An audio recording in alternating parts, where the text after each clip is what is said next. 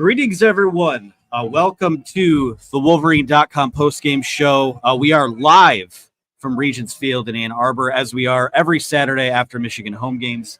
Anthony Broome here with former Michigan Wolverine Ryan Van Bergen on a day that, if you watched last week's game and thought that there's a lot to clean up and Michigan would, and it would be competitive, you were justified in thinking so. If you watched last week's game and thought, wow, we are screwed with Texas coming into town because we have a lot to clean up, you were justified in thinking so. And as it turned out, the people that chose to take door number two were the correct ones. Texas comes in Ann Arbor, wins 31-12, and to be frank, I mean, it never was really that close at all. Texas gets on the board first, 7-0 in the fourth quarter. It's 24-3 at the half.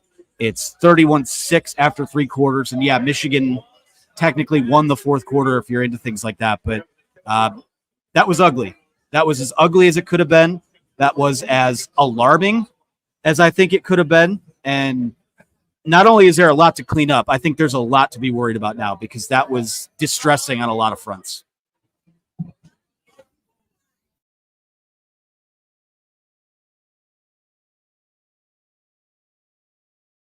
Exposed us for this game just exposed us for all the different areas where we need to improve. You know, this team, I think, has a lot of ability and capacity and potential, but none of that really showed through today.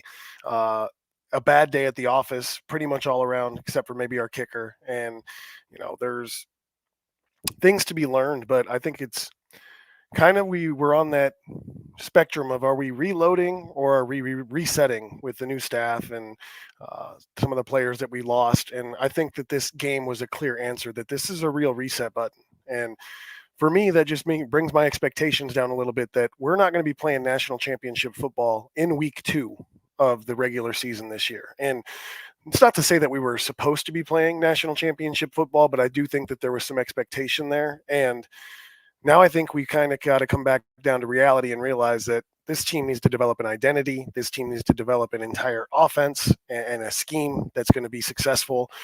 Defensively, we are not, just because we have the athletes doesn't mean that we are where we were last year. And there's still a lot of games left to be played. There's a lot of season left to be had. The goals that we may have had at the beginning of the season are still there. But I think we just finally realized just how far away we are from playing the football that we want to play.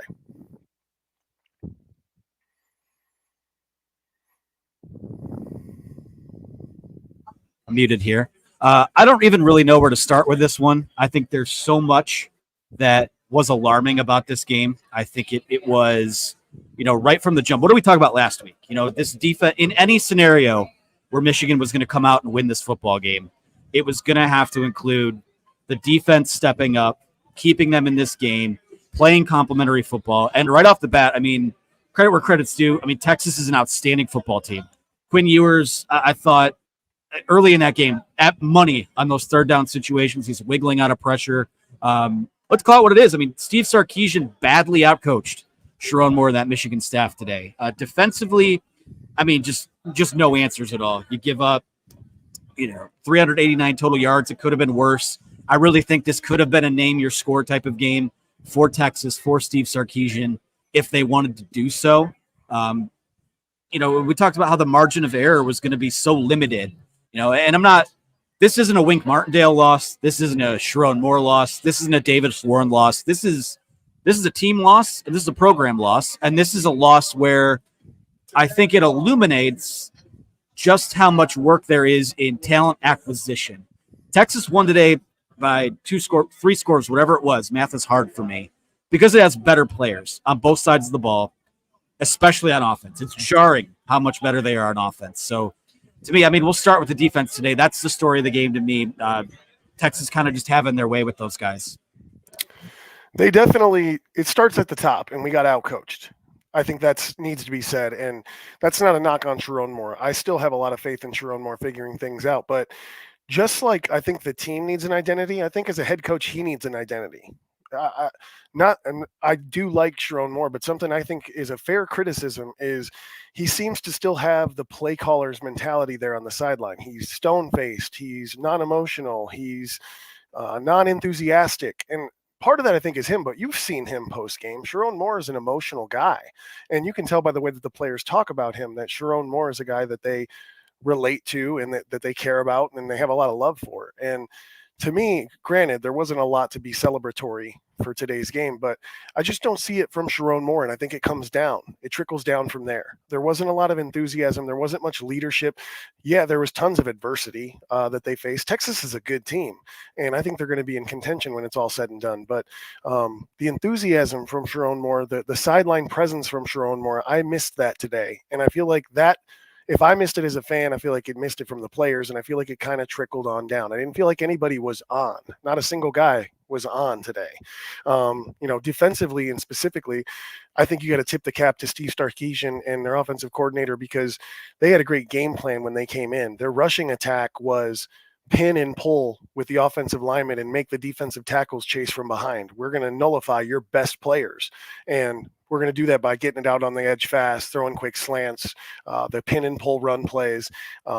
So by the time it got to 3rd and 6, 3rd and 7, 3rd and 8, Mason Graham and Kenneth Grant weren't able to make much of an impact. But I didn't think the defense was terrible. I thought the defense was asked to do a whole lot against a really good offense today.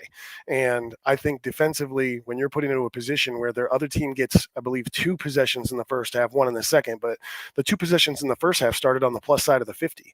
And one of them came after a very long drive, was 1 play, and then you're back out. So no excuses. We've got to be better.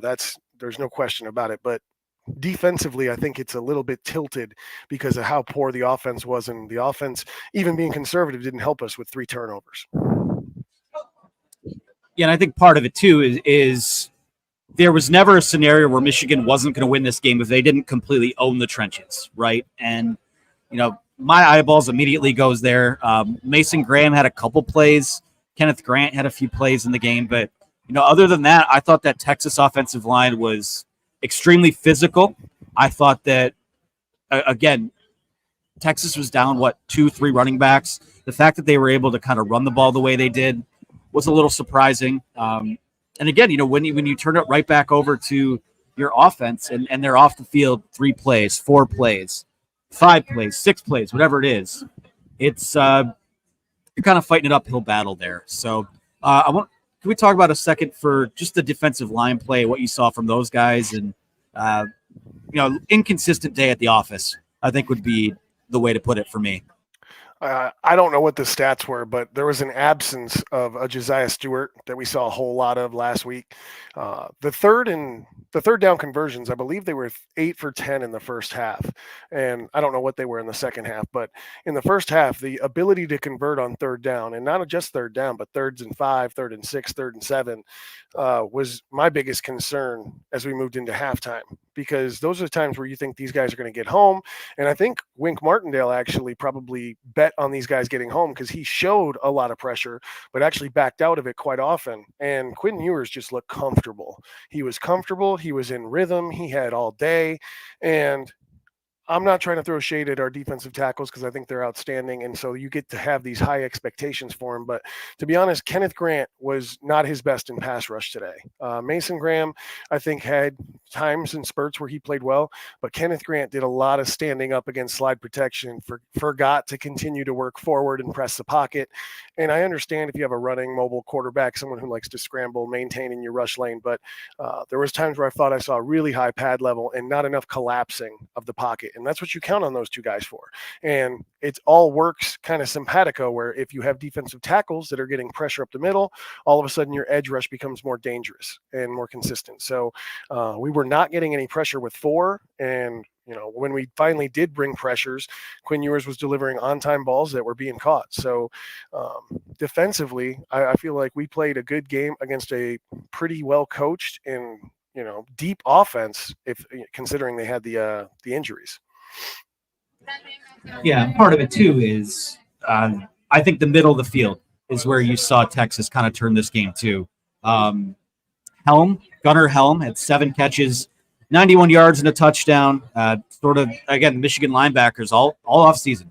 Heard about how athletic they are.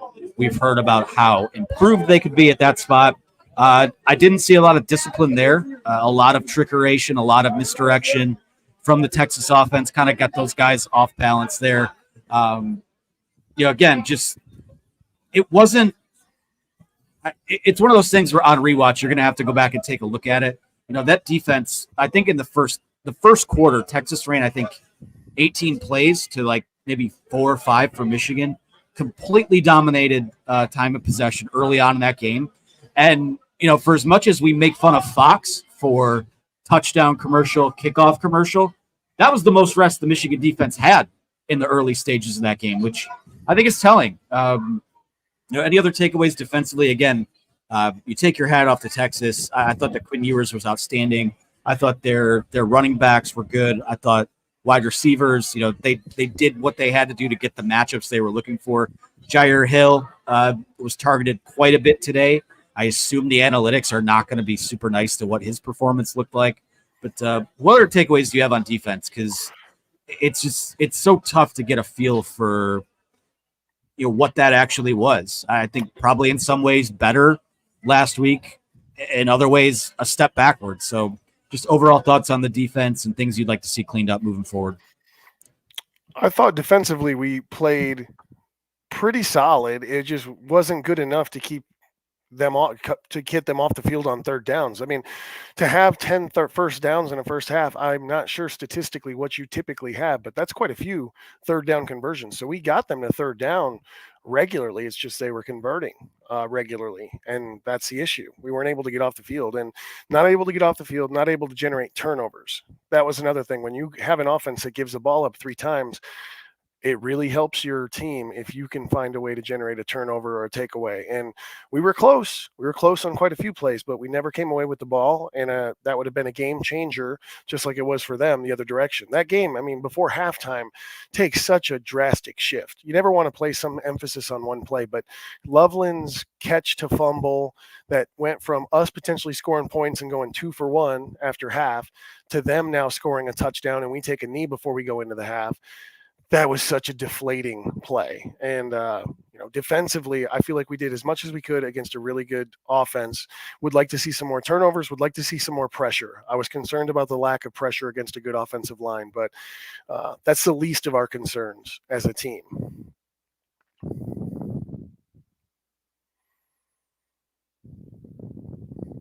Sorry, I muted myself again. That's what happens. We will talk about offensive takeaways in a second.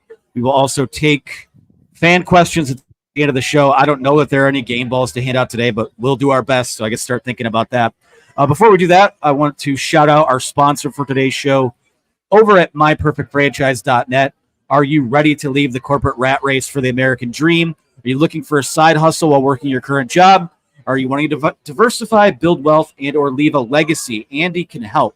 Andy Ludicky is a franchise consultant as well as a franchise owner and helps people find franchises that fit their skill sets, financial requirements, time to commit, and much more. His services are 100% free. He's here to help if you have any questions about business ownership. So you can contact Andy over at myperfectfranchise.net.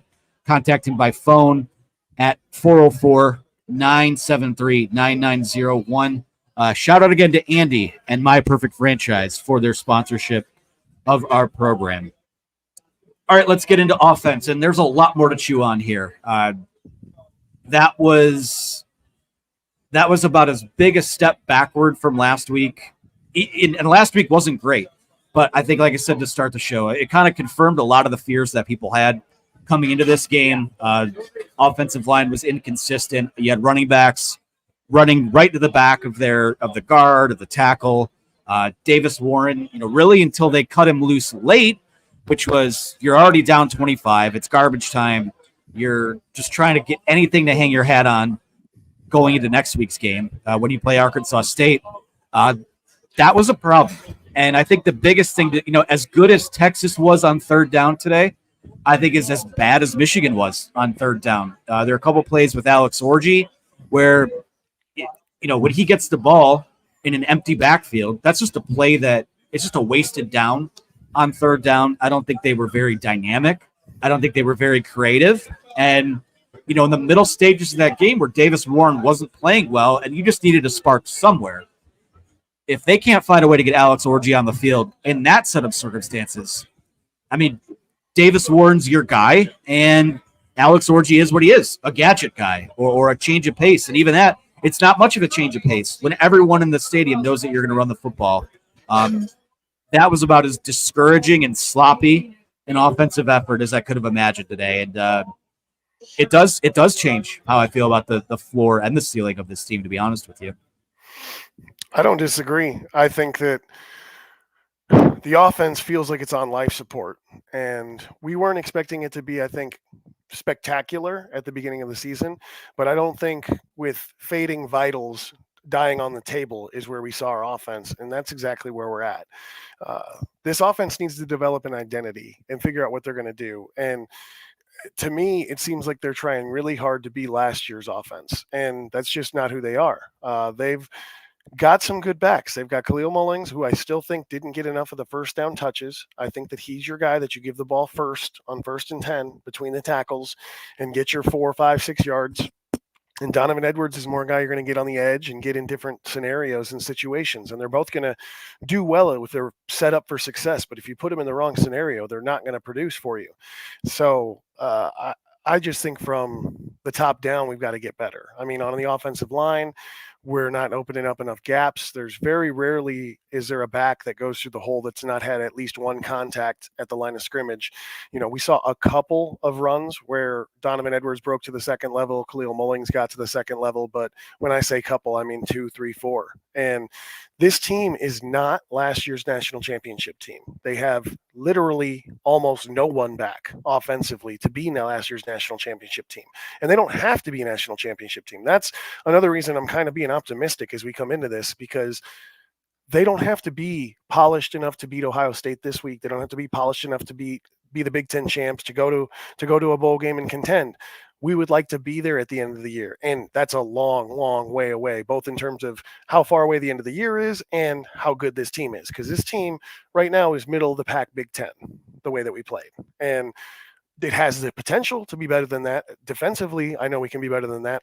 Offensively, it's kind of let's wait and see, because I feel like offensively we really stagnant, really boring. You know, Colston Loveland is our only reception or our only guy getting any targets with any consistency, and they're always in the same place, right over the middle of the field or between the hashes. So offensively, I feel like it's time to just start from scratch, try something different, and try and develop an identity for this team, because it feels like they're just sputtering and 4 wheels that go in different directions.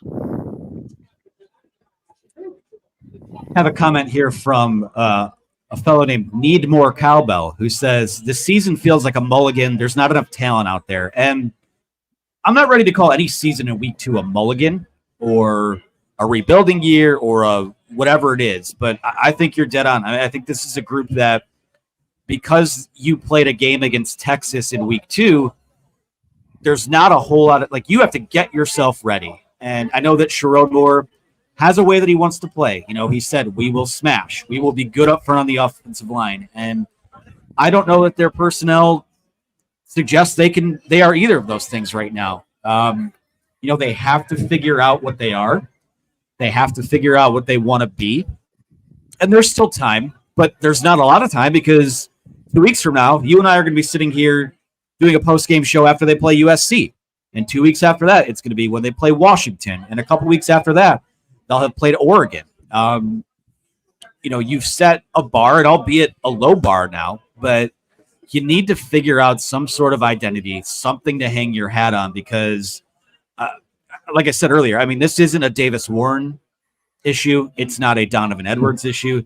It's not an offensive line issue. This is a systemic top to bottom concern right now. And it's, you know, again, it's the old, it's kind of like the old ship of Theseus theory, not to get all philosophical, but, you know, the thought paradox, where if you take something and replace it piece by piece over time, is it still that thing, or is it something entirely different? And usually that is something that happens over time. But the way that this offseason went, where you lose all these guys in the NFL, lose your head coach, you know, your offensive brain trust just kind of steps up a peg. You know, it's a lot in a short amount of time. And, you know, there's also let's call it what it is too. I mean, I think that Michigan over the last few years has had a bit of a talent acquisition issue. In 2 straight recruiting classes, you took Alex Orji, Jaden Denegal. Neither of the both those guys are juniors. Neither of them really a factor in this game on Saturday. In 2022, if memory serves me right, or 2023, I don't remember if they took a quarterback or not. And I'm sorry, people calling for Jaden Davis, it's not going to happen. He's QB4 right now. He's probably QB5 if Jack Tuttle is healthy. But if you get to a point where this kind of starts to spiral on you, which as bad as today was, I'm not ready to go there just yet. But it might be time to give, just put a little bit more on his plate. But also, when you look at Davis Warren, I think you put a little more on his plate at the end of the game because, you're getting dog walked at that point. You have nothing to lose. And I thought he played fairly well. Again, it's all a giant asterisk because it was late in the game. Texas had its backups in. You're just kind of throwing stuff at the wall and seeing if you can move the ball down the field. This team just has a talent problem right now. At quarterback, certainly at wide receiver. I think highly of those guys, but they're young, inexperienced. There's a lot to learn, a lot to pick up there. And also, not to keep the rant going, but the elephant in the room is you didn't go get a quarterback in the transfer portal. You didn't go get, a playmaking bona fide wide receiver. And I think all of those things have shown itself on the field in these first 2 weeks. The only thing I'll challenge you on is that the receiving core doesn't get any opportunities. That, in my opinion, you're not going to see any receiver emerge from Michigan because unless you can run the drag route and you're read number 1, you're not getting the ball. Our passing game is our offense is on life support. Our passing game, the shovel is putting the dirt over the grave. There is no passing game. And it's as bad as I've seen it in terms of passing game. And I'm not ready to criticize the guys wearing the helmet just yet because I don't think that the coaches with the headphones on are putting them in positions to make plays. These guys need to run route concepts. They need to run combos.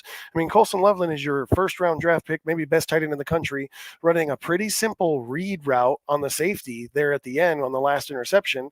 And I thought he saw the safety sit. So if you see the safety sit, you jab, you keep going, throw the ball deep. And we could not execute that play.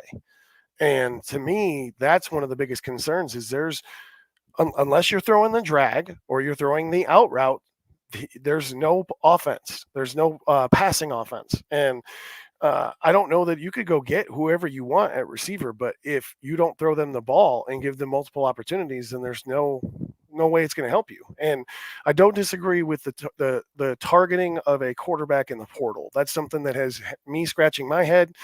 People that I'm close with have all been talking about the same thing. If that's kind of the recipe for, and not even just for other teams, Michigan has done this as well. Where's our center? It's almost like every year we're supposed to be getting someone at center that is the Remington Award winner. He comes in, he plays for a year at Michigan, he goes the first round. We've got a system, but we don't have it this year.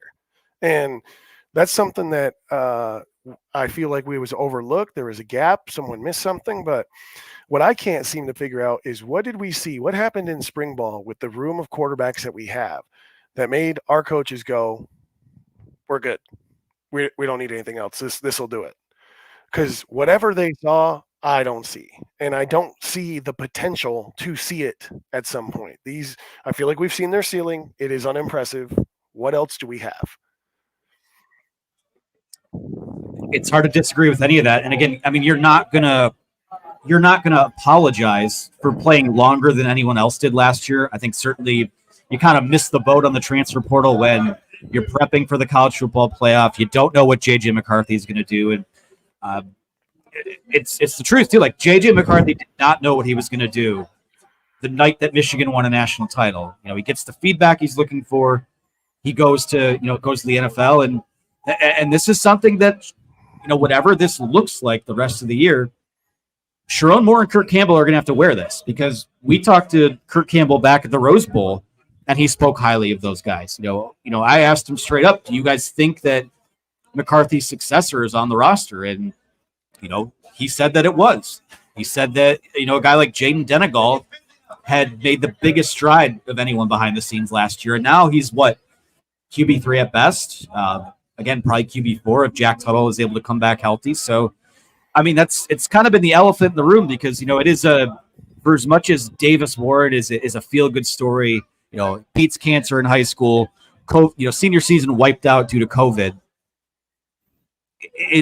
I think we're kind of out of the era of feel-good stories, and it's all about the Jimmies and the Joes out there. And X's and O's matter, but today was jarring just in terms of, is Michigan competitive in that game if it has Texas's third-string quarterback? It's just one of those things where it has to get better there, and it has. I like what they have coming in the next few years, but I'm not sitting here talking about, the future is Jaden Davis, Carter Smith, Brady Hart in week 2. Like, there are 10 more football games left to play.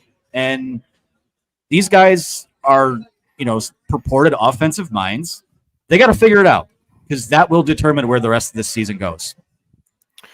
I think one thing that I think might extinguish just a little bit of the intensity of the flames on this podcast is there's got to be some credit given to Texas, because I didn't give them enough credit going into this game. But Texas, to me, you see teams start the year and they get progressively better game 1 to game 2, game 2 to game 3. And by week 12, 13, you're playing at such a high level. So many things come naturally. They come easy. And what I saw from Texas was a team that looked like they were playing November football on both sides of the ball. So we've got to give them credit for that. And I also had no expectation that Michigan, with the new staff, new offense, new offensive personnel, would be anywhere near November football right now. But what I don't think anybody saw coming was that it's scary that there's may not be the potential. The offense doesn't have the potential to score 25 points a game. There's not a guy that can orchestrate our offense, or seemingly that can orchestrate and manage our offense, even with if the O-line figures it out and our running backs get going. I don't know that we have a game manager even that we can move the ball down the field. We talked last podcast of where are we at in the quarterback paradox in the history of Michigan football. And I corrected somebody and said, I think we're at the Joe Milton, Cade McNamara starting spot. And I don't think we're there. It's starting to feel a lot more O'Korn, Wilton Spate back then. And if that's the case, it's going to be a disappointing football season and a long fall from where we thought we could be, considering we just won it all. I think the most jarring thing to me, and this might be where we kind of put a pin in this and then get to questions, which the queue is wide open. For those of you watching live, get your questions in there. We will get to them in the segment shortly. Is that, this is my 10th year on the beat. I don't know that I've ever seen a team come in and kind of impose its will on Michigan in Ann Arbor at the Big House the way that Texas did. It's been at least a decade. I mean, I don't know that I've ever seen it live while I've been doing this job. And, I think it all starts there. Physically, if this team is going to, Sherrone Moore says smash and physically set a tone and do all those things, I just think that it's just got to be better there. Texas imposed its will. Texas is a team that is on the same mission that Michigan was last year. Had a lot of guys come back. You have a quarterback that, again, if Quinn Ewers plays like this the rest of the year, I mean, that's a team that's probably playing on that last Monday night. I think he's that good. I think the world of that Texas offense. But, it was just kind of an eye-opening juxtaposition because, whatever it was, 9 months ago, 9 months ago, we saw Michigan playing that type of football. So there's a lot to figure out. This is a big, big test for this coaching staff in getting your team to rally back from that. And maybe that's where we end this part of it is that, Brian, you've been in that Michigan locker room. Everyone experiences, tough losses, days you don't bring your best. You're a guy in that locker room right now. Like, what is the message to the team coming out of a game like that? Respond. Acknowledge what happened. Don't make excuses. Don't, the refs did this or we didn't get the right sleep or no. You didn't prepare. You didn't play with the intensity that you're capable of. You didn't play with the precision and execute the way you're capable of. And it's because you didn't do the things that you're supposed to do throughout the week. we might have some guys, there's a chance, that have been spoiled with success. As you talk about, there's not a lot of guys here that have had this type of regular season loss.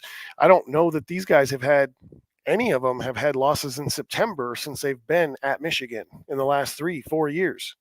They'd have to check me on that. But this is an unfamiliar place for these guys to be. But a lot of these guys have been a part of teams that went to the playoff and got beat by TCU, or went to the playoff and got beat.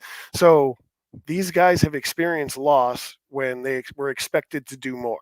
And that's something that I think is going to work to our advantage.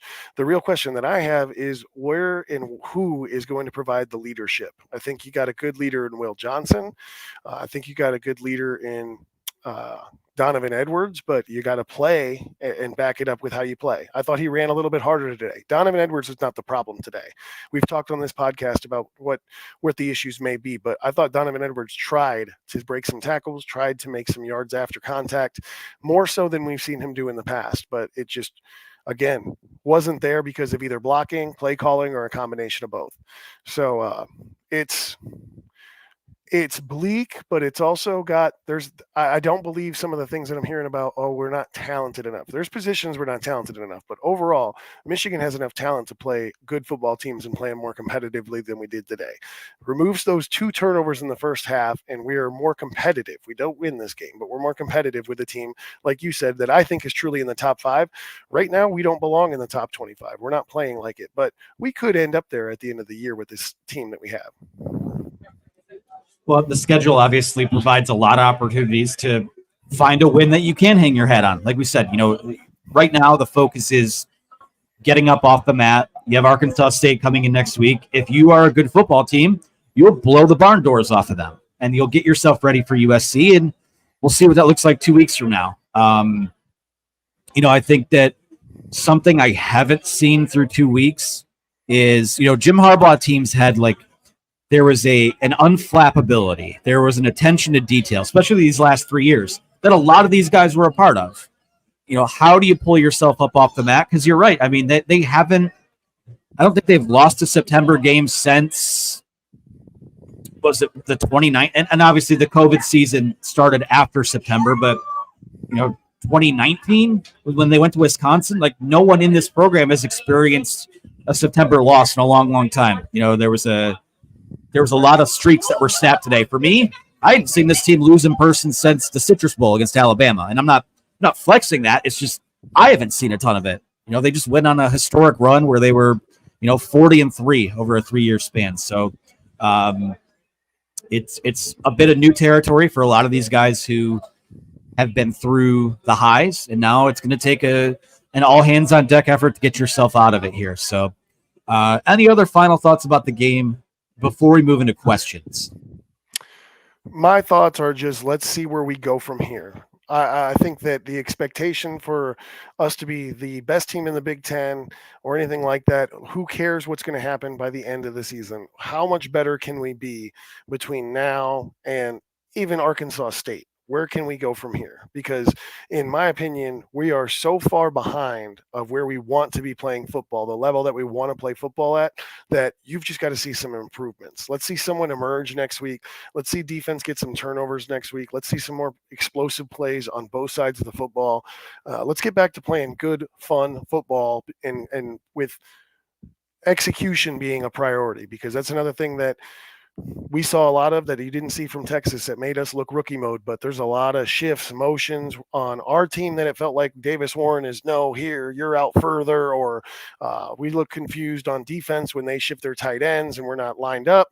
But it's, to me, that's something that all you need is to be better prepared throughout the week, and you can do that, and that's what happens between now and Arkansas State. Let's worry about game by game, improving, and giving Sherrone more his shot. I still believe in Sherrone more. He's got to figure this out. Second game as a head coach.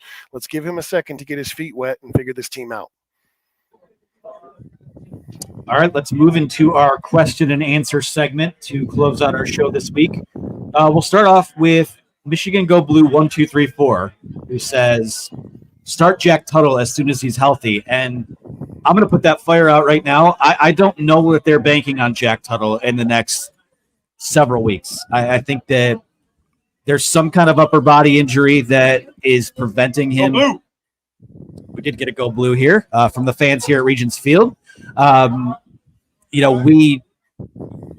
just don't think that he's going to be part of the equation here, at least in the foreseeable future. Now, last week he was on the availability report is out. This week, questionable, so maybe things trending in the right direction. But just based on what we saw in this game, especially when it got out of hand late, Davis Warren's their guy right now, and they're going to try to figure it out with him. And if they have to do the break in case of emergency thing with Jack Tuttle, maybe they will. I mean, by virtue of last year's depth chart, he was number 2 quarterback, and a lot of people during the summer said he might be the favorite for the job, and obviously it didn't play out that way. But I am not expecting to see Jack Tuttle. Do you have any thoughts on getting Tuttle in if they can? But I just don't think it's realistic at the moment. To me, it's not a factor unless we get better in terms of play calling and in terms of offensive line. Jack Tuttle, in my opinion, unless he's something really, really special, is not going to turn our offense around. Our offense has holes in it all over the place, and quarterback's just one of the holes that needs fixed. And I wouldn't mind seeing him get reps, but at the same time, do you really want to add another variable to an offense that already has no juice to it? So, especially if he's not healthy. So, whether or not we see him, to me, there's things we can focus on that we can start fixing tomorrow versus worry about, is this guy going to come in and turn it around? Because he can't figure out how to block their fronts and things like that. We've got to do that with our offensive linemen. This next one's from Mr. Dave. He says, what is Michigan's ceiling for this season? Clearly, they won't beat USC, Oregon, or Ohio State. I'm not ready to say that, by the way. If they win the rest, is that a successful season? Do you see a scenario where Sherrone Moore gets fired? Okay, let's stop right there. Sherrone Moore's not getting fired. I'll answer the rest of the question. We can answer the rest of the question. Sherrone Moore is not on the hot seat. Nobody on the staff is on the hot seat right now. So let's just kill that with fire right off the bat. Ryan, what is their ceiling for this season? I have no idea. It's a great question. I still think there's a lot of football left to be said. I mean, last I checked when I walked in here, Notre Dame was at home losing to Northern Illinois. So there's a whole lot to shake out of this college football season. There's not much to be made of what happened week 2, because once we get to week 10, 11, 12, 13, we're not even going to be talking about it. The thing is that the level that Texas played against us today is where we are going to have to be and be more competitive if we want to be there at the end of the year. And I share everybody's concern that we may not get there with what we currently have. And that's, I think, what we're all talking about. But I don't see Sherrone Moore getting fired. I see us being able to compete with USC. Oregon, I don't know enough about, and I'll never, ever say that we're just going to concede to Ohio State. So those are all chances for us to exceed expectation and where expectations are right now. Could we exceed the expectations? Yes, I think so. Are we likely to? No, but what remains left to be seen, what this team can do to, who knows, maybe they find a way to become that smash team. There's just a shuffling of the offensive linemen that it gets better chemistry, and we start using Khalil Mullings and Donovan Edwards a little bit in a more smart way, and offense is good enough, and then the defense gets clicking. You never know. So I'm not writing off that this team can't win 7, 8, 9, 10 games, and just move forward, get better, and realize that this is not, you're not going to just win games because you won last year. You're going to have to do the work to get it done this year. Thank you, Dave, for the question. I have 2 here from Pete Maximus. The first is, this is more of a statement. He says, once the alcohol wears off, I'm going to be so depressed. Can relate to that one. And then he also asks, how was Alex Orji the so-called starter until midweek of the opener and has thrown 2 total passes? I don't know. That's a great question. Any thoughts on that? It could be playing some chess with PR and trying to make teams have to prepare for that athletic guy at quarterback. There's a chance that he has an injury that's been undisclosed that makes it to where he can't throw the ball well, or not at full strength for how he throws the football. But the current use of Alex Orji is only going to yield results that we've already seen, which are gains of 1 yard, gains of 0 yards, -1 yard, -2, because all 11 guys on defense know where the ball is going to go when Alex Orji comes into the game. It's like running Wildcat. There's virtually no threat of the ball being thrown, and if it is going to be thrown, it's not going to be downfield. So I don't understand the usage of Alex Orji right now in our offense. I see there being a place for him in goal line or 3rd and 1 scenarios, but in my opinion, Alex Orji, until we have the bread and butter, we don't necessarily need to start throwing in the variables. If you can't throw a fastball, you don't need to work on a circle curve. It's got to get going and crawling before we can start adding the trim and some of the cool things. But I just it's got to get better. It can't get any worse. It's got to get better. And we do have a lot of Ohio State fans in the chat today. I just want to thank you once again for helping put food in my dog's bowl. Always appreciate that this time of the year, the extra traffic and whatnot. Anyways, right now there's one question in the queue. If anyone else wants to get one in, feel free to do so now. Otherwise, we'll go to Jordan Batka, who says this season is going to be hard to watch. Looking forward to how will they get back to 2021 to 2023 form. And I guess that's a lot to sort of absorb there. So just based on what we've seen so far, what is the first most effective step in kind of returning to form and getting into this playoff conversation? 9 wins could get you there, though a data point like this on the resume is going to make that tough to do now. 10 wins, probably the magic number if you want to get into this 12-team playoff. So let's just go to the first, most immediate thing that you can fix tomorrow or get to work on tomorrow. What does this Michigan team have to do? Block better, in my opinion. Offensive line, center, guards, tackle. Link did not play a very good game. I thought that center, I always want to say Chelios, but Judas. Sorry, Judas. I didn't think he played exceptional. I don't think you could argue anybody played exceptional on offensive line, but we had a lot of times where we had defensive linemen penetrating or stalemating us at the line, occupying double teams and allowing linebackers to play fast and downhill.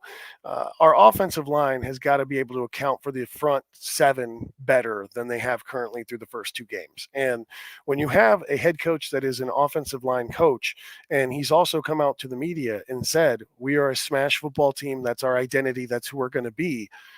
You've got to follow through on that. The only thing I feel like we can judge Sherrone more by this season is the ability and effectiveness of our offensive line. And I think that's a fair thing to judge him by. And as of right now, all across the board, there's places where we're not performing well, but that unit specifically needs to come out and lead the offense, because if we don't get better on the offensive line, regardless of what we do with the quarterback, regardless of what we do with the play calling, it's not going to matter if we're not accounting for all the people we need to block.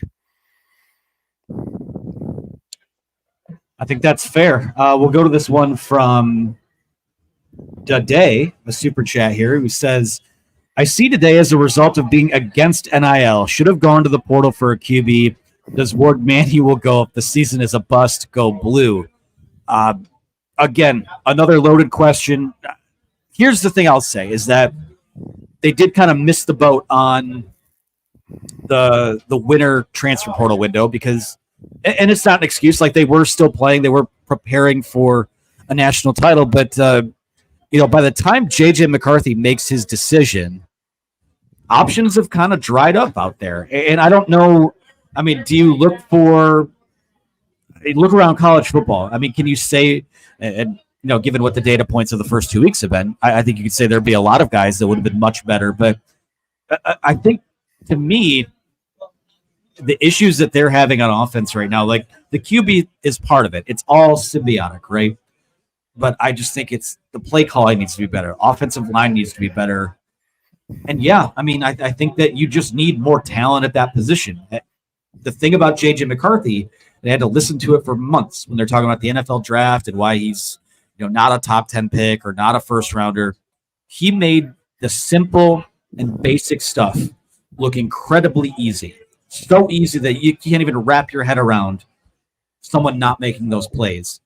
And those are the plays that aren't being made at that position right now. So I think if you want to criticize NIL and Michigan's approach to it and why quarterbacks don't want to come here or why, higher end skill guys don't come here, I think that's fair. I really do think that's fair. I think it's fair. I don't know, and the quarterback I think of that I know is in the transfer portal and hasn't worked out is Uilungale at FSU, who's on his 9th year.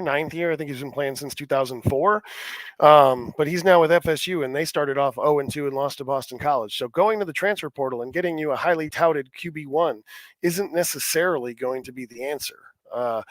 I think someone made the comment, and I think it's a good one, is Sherrone Moore going back to the offensive play calling may be a way to go.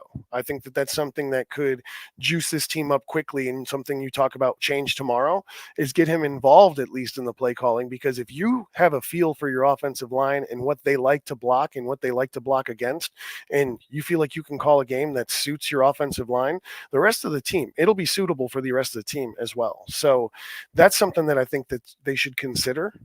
But going out to the NIL and counting NIL as a reason that we're not being successful, to me, that's a scapegoat. There's coaches that should be developing the talent that we have. That JJ McCarthy was no secret that he might be gone. He was in his 4th year, and was looking at the draft. So it didn't catch them with their pants around their ankles. They had guys that they thought could perform here, and now it's time for them to put up or shut up. And right now, there's no put up, so we've got to get something figured out. But I think that our quarterbacks, for whatever reason, showed some sign that they could get the job done. So now it's time for the Sherrone Moore and staff to show us, what did you see? Show us what you're made of. Show us what you can do. Show us how you pull this team out of, I don't want to overstate it. It's a bit of a dark place today, but there's a lot of football left to be played. A lot of big matchups. And again, big game coming up 2 weeks against USC. And Michigan Go Blue asks, if we come out this undisciplined in our gap integrity, tackling angles, and pursuit of the football like this versus USC, good luck. I don't know how much of USC you've seen. Obviously, they played on, I think it was Sunday night and beat LSU, but don't want to look ahead to Arkansas State, but we just know more about USC. So what do you see 2 weeks from now in a game like this? USC is scary because USC finally looks like they may have a defense, and that's something that when I saw them coming into our schedule, I wasn't super concerned with, because Pac-12, my criticism of Pac-12 is I feel like they struggle to play defense. Their offenses are exciting, but that's also because each team averages giving up 37 points a game, and that's just not how football is played in the Big Ten. So one of the things I wasn't super concerned about when we played Pac-12 teams was the fact that their defense wouldn't put up much against a smash mouth, run it down your throat football team. But I did get a chance to watch USC week 1. Can't recall the opponent, but I watched their game and was very impressed with how physical they were and how they seem to be well-rounded as a team. They're not just a team of skill guys trying to play basketball on turf. They've got some football players that play football, buckle the helmets up nice and tight, and they'll pop you with them. So I'm interested to see. USC will be another great measuring stick. If we come out against USC and we can't find a way to be at least somewhat competitive, more so than today, then I think it's time to start thinking about, like, oh man, dumpster fire. Who do you get rid of as coaches? Blah, blah, blah, blah, blah. But I'm not ready to take that walk just yet. I'd like to see what these guys can do and see what these guys can put together now that they've seen against the best talent. This is what this guy does. So we either keep him, move him, or bench him. But you got to do what you got to do to create your best team.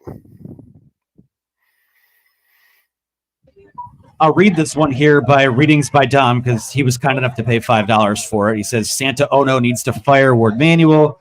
The magnitude of losing Ben Herbert is evident. Complete lack of mental and physical fitness. I don't see that. I just think they got beat by a better football team. Sometimes it's just as simple as that.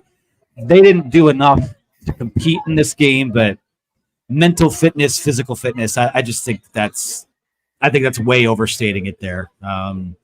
I don't think they don't physically look ready. I just think they aren't there yet. And in a lot of ways. We already have people on our message board blaming the beat, the mods on the site for falsely pumping Michigan up and all that. Like, no, we talked for months about this team, and then they go on the field, they play the games. That's how it works.